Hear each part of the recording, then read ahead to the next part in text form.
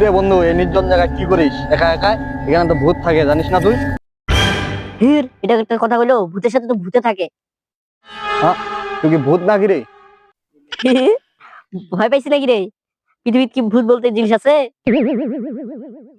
পৃথিবীর যেরকম মানুষ আছে ওরকম ভূতও আছে। কি, তুই কি ভূত? এ, ভয় পাইছে ভয় পাইছে। হ্যাঁ, কিরে বন্ধু, এটি কার সাথে কথা কইছিস তুই রে? কেন না দেখা হয় না কাক?